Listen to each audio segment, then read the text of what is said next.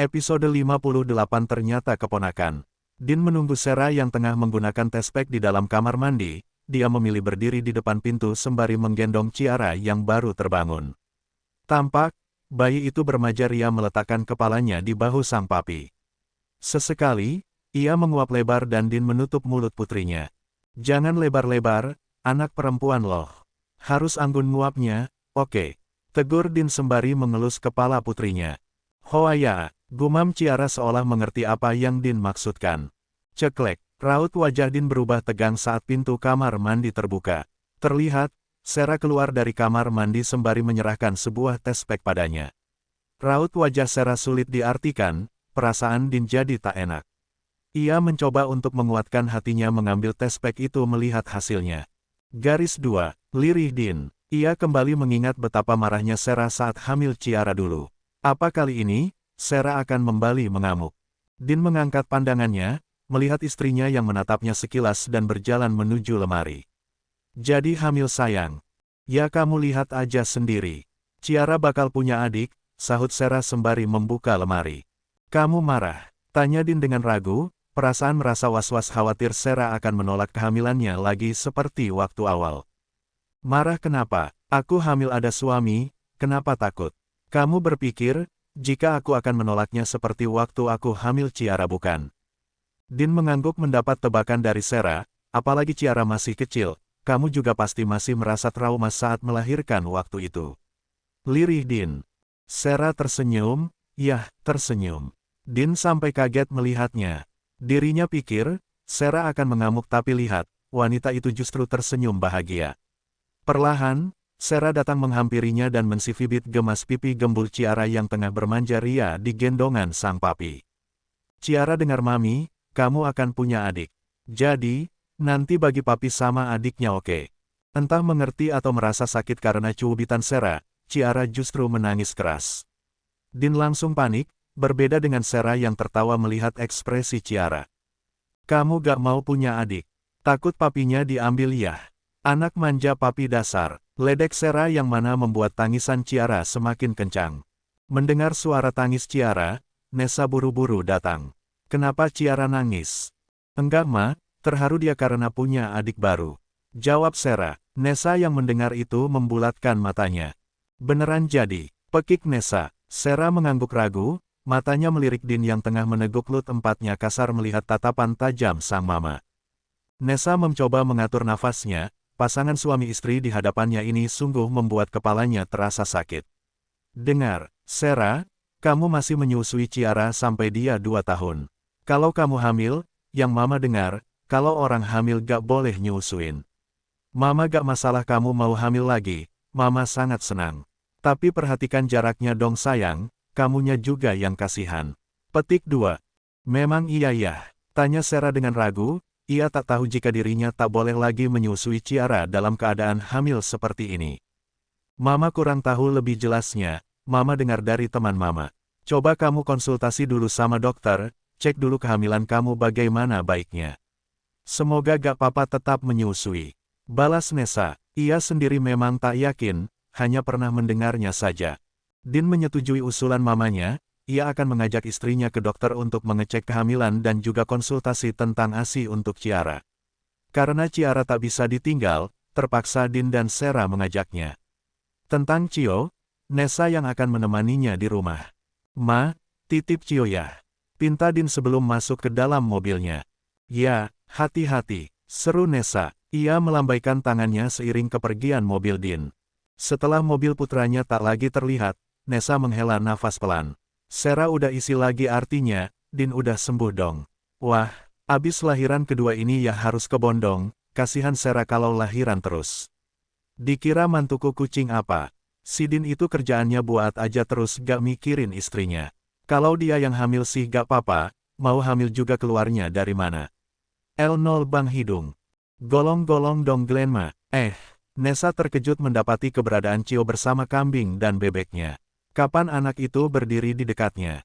Perasaan ia tak mendengar langkah kaki Cio seperti biasanya. "Cio udah bangun," sambut Nessa mencoba tersenyum. "Sudah, tadi dengal mobil papi.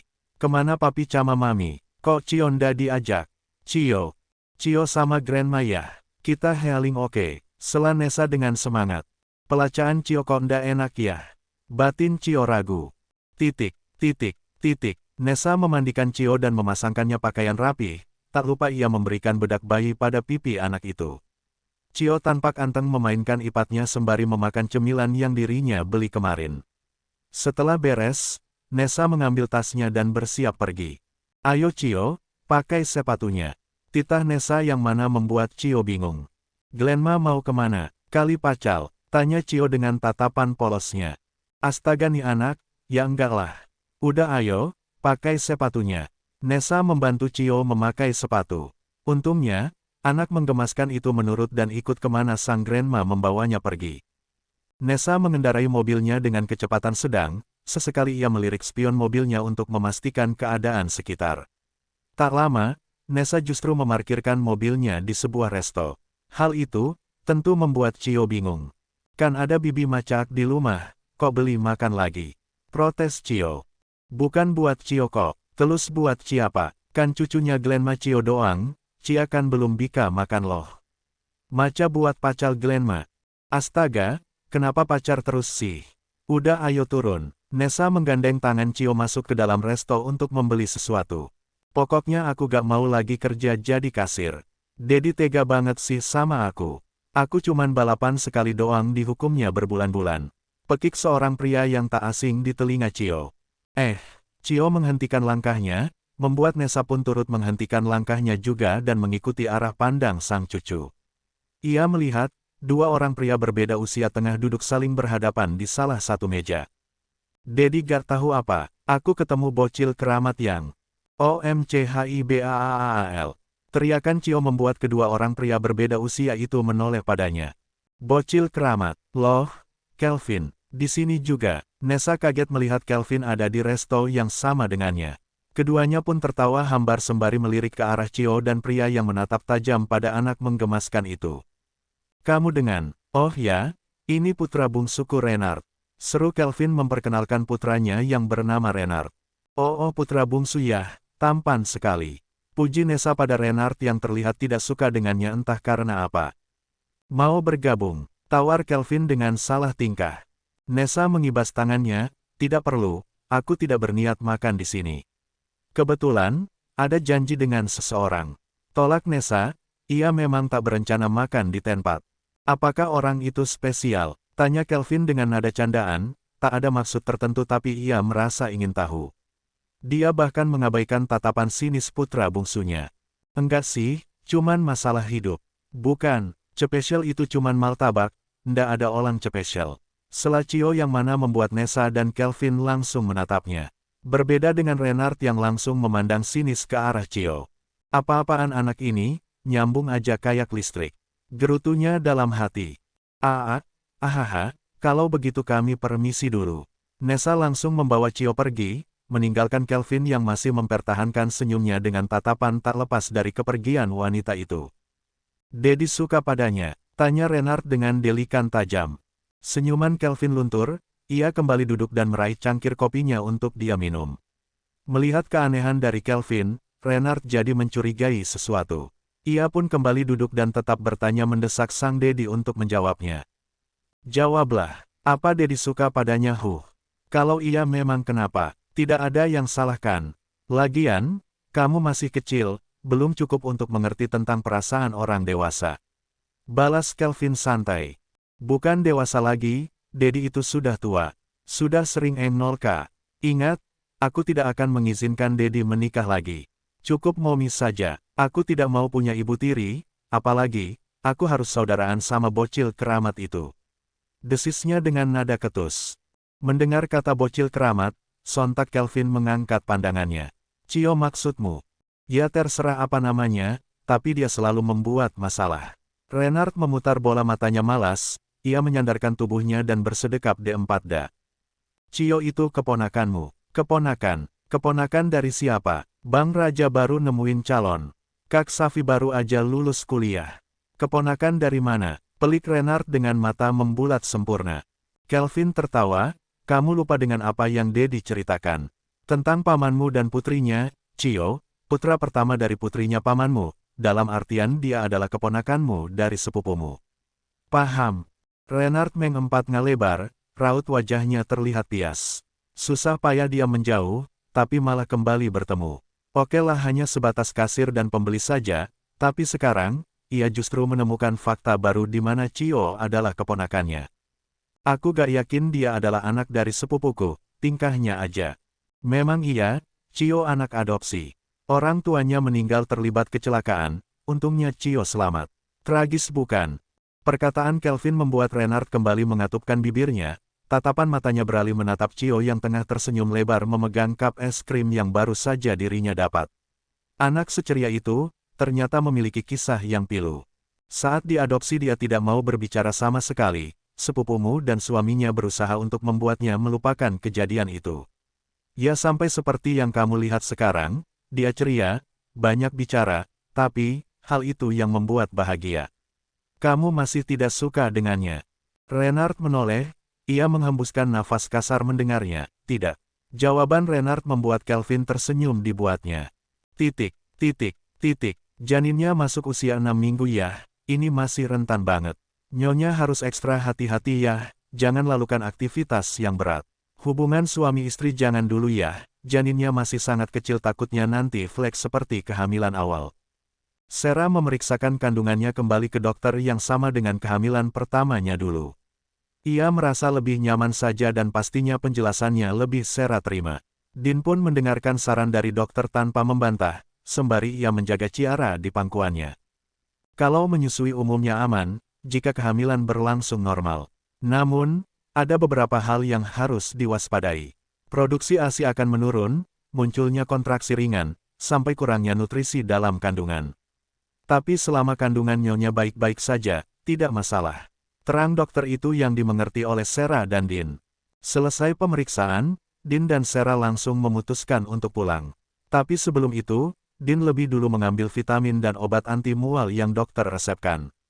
Karena sepertinya, kehamilan kedua ini Sarah lebih merasakan mual kehamilan. Kamu di sini aja sama Ciara, aku antri ambil obatnya dulu. Pinta Dean. Melihat antrian lumayan ramai, ia meminta istri dan anaknya menunggu. Ya, jangan lama-lama, aku udah ngantuk banget mau tidur. Pinta Sarah yang dibalas anggukan oleh Dean. Selepas kepergian Dean, Sarah menatap putrinya yang tak rewel. Dengan lembut, Sarah mengelus kepala Ciara dengan sayang. Sebenarnya tak tega memberikan Ciara adik di usia anak itu belum 1 tahun. Namun apa daya, ternyata dirinya justru kep 0B0-an. Hoaya, Sarah bingung mendengar pekikan putrinya sembari menatap sesuatu. Ia pun turun melihat apa yang Ciara tatap. Tak sengaja, matanya menangkap sosok mertuanya yang lewat dengan singkat di pandangannya. Loh, Mama, itu Mama kan? Apa aku salah lihat? Kaget Sarah. Dah yuk pulang. Dean kembali, membuat lamunan Sarah buyar seketika. Dean, tadi aku lihat Mama kamu. Seru Sarah, masa sih?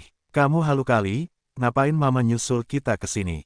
Sarah mengempat rok pelipisnya yang tak gatal, ia membiarkan Dean mengambil Ciara dalam gendongannya. Sejenak, Sarah berpikir, tak mungkin dirinya salah lihat, dia benar-benar melihat sosok mertuanya. Udahlah, gak usah dipikirin, Dean merangkul bahu istrinya dan membawanya pergi.